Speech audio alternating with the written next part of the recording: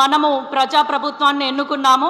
ఇందిరమ్మ ప్రభుత్వంగా అనేక సంక్షేమ పథకాలు చేస్తూనే అభివృద్ధిని కూడా ఎక్కడ వెనకాడకుండా ముందుకు సాగుతుంది ఈ ప్రభుత్వము. ఇది కేవలం రేవంత్ అన్న వల్లనే సాధ్యమవుతుంది. ఎందుకంటే గత 10 ఏళ్ల నుంచి కూడా ఎన్నో కేంద్రం నుంచి రావాల్సిన నిధుల గురించి కానీ పథకాల గురించి కానీ ఎక్కడ కూడా నిర్లక్ష్యం చేయకుండా 10 ఏళ్ళు మాత్రం పక్కన పెట్టారు. ఇప్పుడు రేవంత్ అన్న వచ్చినాకనే మన కేంద్ర మంత్రుల్ని కలవడంతో పాటు ప్రధానమంత్రిని కలిసినాకనే మనకి మామ్నూర్ ఎయిర్పోర్ట్ కానీ కోచ్ ఫ్యాక్టరీ కానీ ఇటు కాకతీయ మెగా టెక్స్టైల్ పార్క్ కానీ రావడం జరిగింది.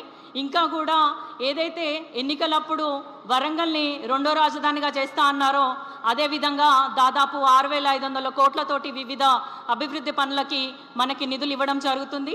అన్ని రంగాల్లో కూడా విద్య, వైద్యం, మహిళల కోసం ముఖ్యంగా ఇందిరమ్మ రాజ్యం అంటే ఇందిరా మహిళా శక్తి అనే పేరు వచ్చేలాగా అటు సోలార్ పవర్ ప్లాంట్స్ కానీ పెట్రోల్ బంక్స్ కానీ తర్వాత మనకి ఉచితంగా ఫ్రీ బస్ ఇవ్వడమే కాకుండా ఆ బస్సులకి ఆర్టీసీ బస్సులకి ఓనర్లను కూడా చేసిన ఘనత మన రేవంత్ అన్న ప్రభుత్వంది అని మీరు అందరు గుర్తుపెట్టుకోవాలి.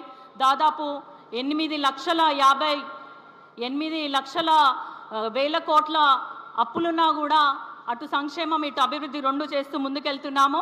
రానున్న రోజులలో కూడా ఇంకో 2 సంవత్సరాలు అనేక సంక్షేమ పథకాలు చేసుకుందాము. అభివృద్ధిని కూడా ఇదే విధంగా వేగంగా ముందుకు తీసుకెళ్తారని నేను నమ్ముతున్నాను. అంతేకాకుండా మనందరికీ తెలుసు పేదవారికి సన్న బియ్యం కానీ ఇందిరమ్మ ఇళ్ళు కానీ ఇట్లా చెప్పుకుంటూ పోతే ఎన్నో సంక్షేమ పథకాలు ఉన్నాయి. అన్నకి లేట్ అవుతుంది కాబట్టి మీరందరూ కూడా మన ప్రభుత్వాన్ని ఇలాగే ఆశీర్వదిస్తూ ముందుకెళ్లాలని, అన్నని ఆశీర్వదించాలి, మమ్మల్ని అందరినీ కూడా ఆశీర్వదించాలి, మీకు సేవ చేసే అవకాశాన్ని మాకు మళ్ళీ కల్పించాలని మనసారా కోరుకుంటూ సెలవు